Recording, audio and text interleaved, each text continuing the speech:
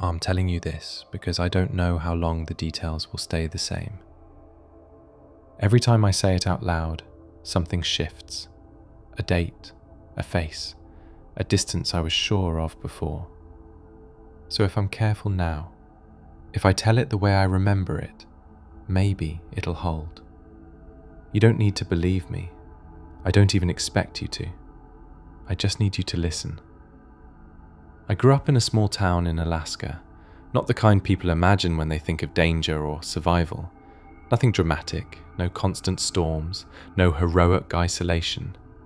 It was a place that functioned quietly, the way it always had, because everyone understood the rules without being told. There were a few hundred people at most, one main road running straight through town, a school, a clinic that never kept doctors long, a general store that sold groceries, tools, and things you hoped you'd never need. And then there were the woods. They began where the last houses ended, not gradually, not thinning out. They started all at once. Everyone called it the woods, not the forest, not the trees, just the woods. When you grow up there, you learn where you're allowed to go and where you shouldn't linger. No one ever said the woods were forbidden. You could walk near them, stack firewood close to the tree line, hunt along the known paths, but no one crossed the line without a reason, and no one stayed long. Winter was when the town felt most honest. Darkness came early and stayed late. You learned to live inside small islands of light, porch lamps, street lights humming softly, windows glowing against the cold. Snow swallowed sound, even footsteps felt padded. That kind of quiet teaches you things. It teaches you to notice patterns. It teaches you when something stops behaving the way it should. The first disappearances weren't alarming. People go missing in Alaska. Hunters misjudge distance. Weather turns without warning. Accidents happen. The town had learned how to absorb loss without breaking. Someone who went too far. Someone who didn't come back. Search parties went out. Life resumed. That's how it was for years. Then people started coming back. Not all of them, just enough. The first one I remember clearly was a woman named Marla. She disappeared in late fall. Everyone assumed exposure. Her jacket was found near the woods, half buried in snow, and after a week the searches stopped. 3 weeks later, someone saw her standing at the tree line. Not inside the woods, not on the road, right at the line where the trees ended. She didn't move, didn't call out, didn't wave. She just stood there, facing the town, waiting to be noticed. When people approached, she didn't step forward. She waited for them to close the distance. That detail mattered later. Marla looked fine, thin, cold, exhausted. She knew names, remembered her house, answered questions the way she always had. But she hesitated. At the road, at doorways, at thresholds. She stopped just short, like she needed permission for things she'd done her whole life without thinking. The town didn't panic. Someone took her home. Someone called the clinic.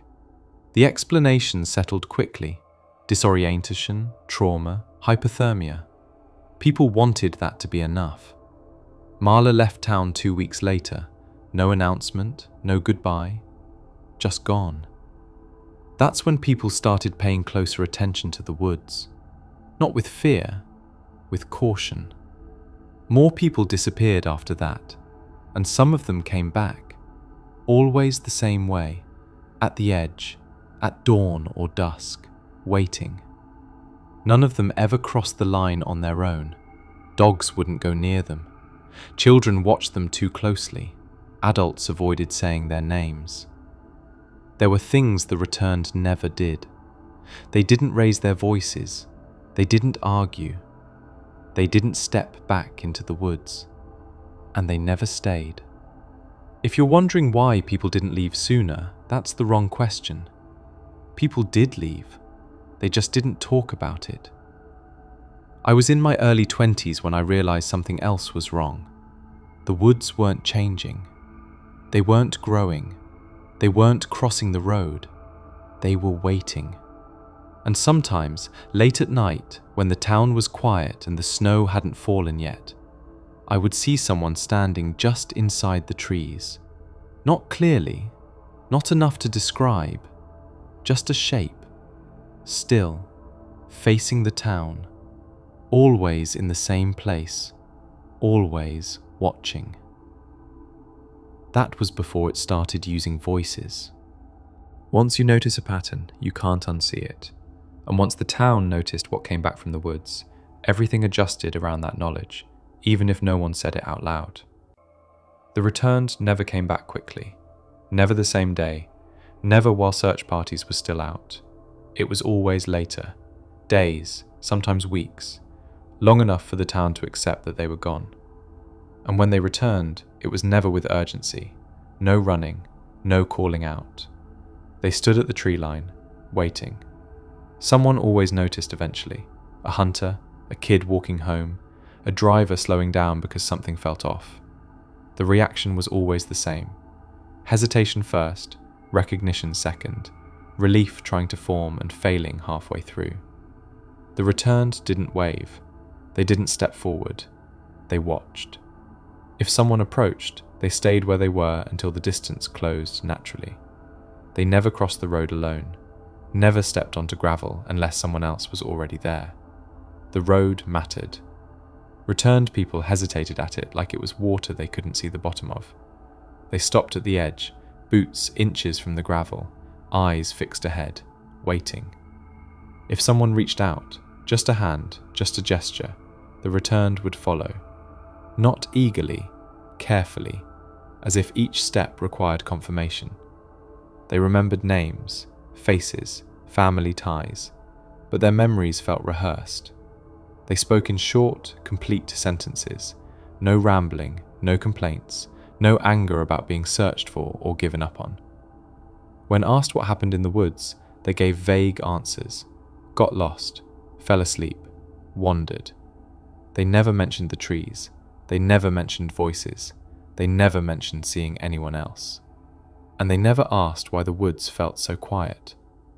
Some families took their people back, others didn't. Both choices felt wrong.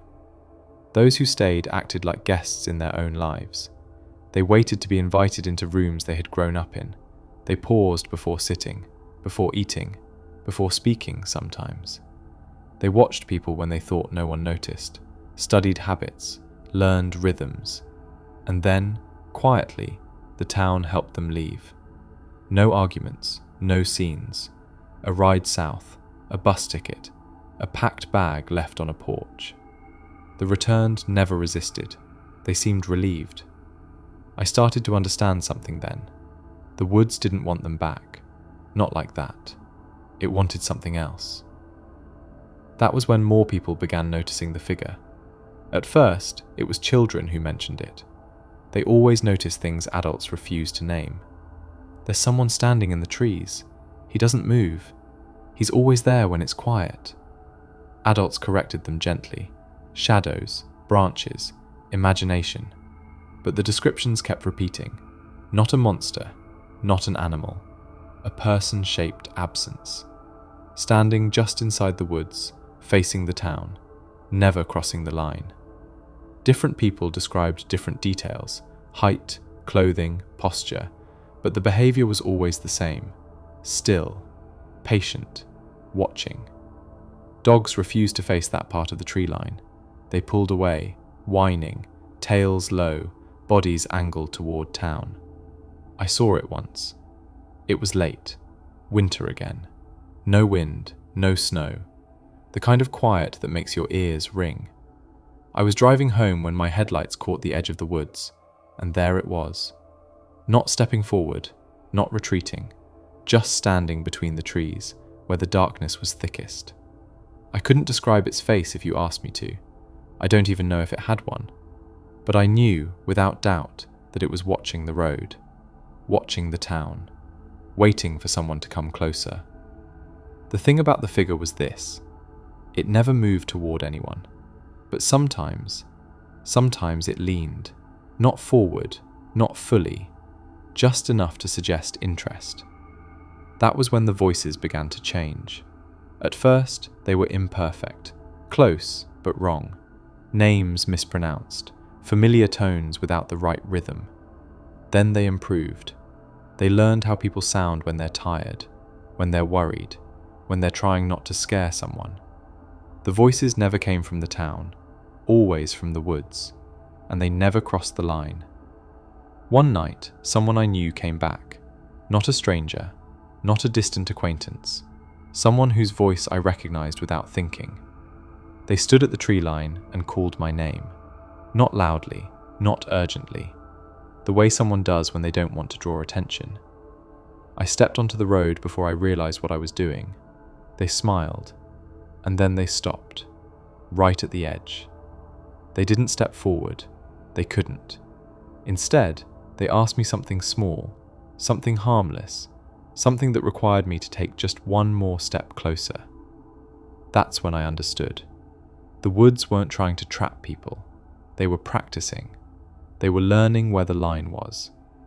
While the town stopped pretending this was temporary. That's the part people outside never understand. They assume fear makes you run. Sometimes it does, but more often, fear teaches you how to live differently.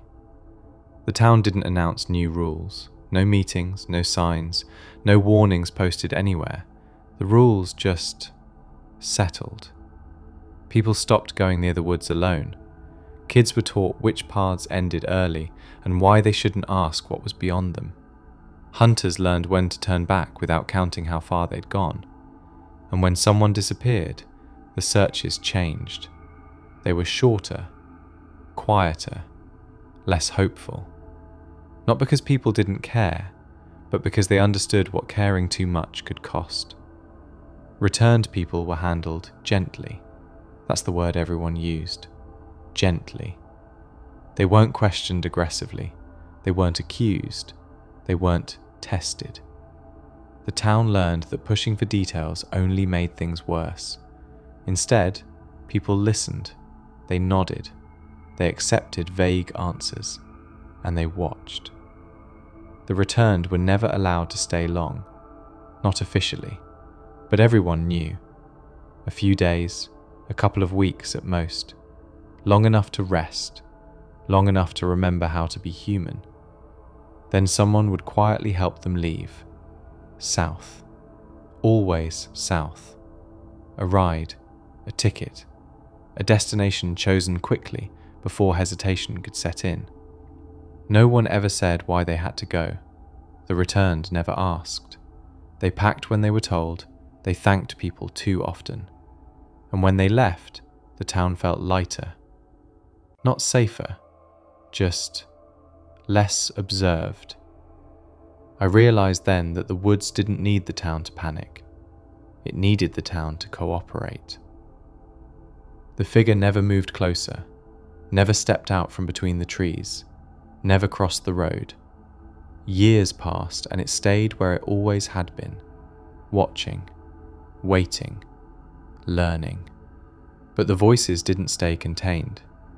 People who left town talked about strange things later. Not publicly, not online, in private conversations. They mentioned hearing familiar voices in unfamiliar places, on empty roads, outside motel rooms, in forests nowhere near Alaska. Always calm, always patient, always stopping just short of where they stood. The line held. That was the cruel part. The woods respected the boundary perfectly. They never broke the rules. They never crossed where they weren't allowed. They let people do that themselves. I left in my late 20s, later than I should have, earlier than some. I didn't announce it. I packed quietly, said goodbye to a few people who understood what that goodbye meant. No one tried to stop me. No one asked where I was going.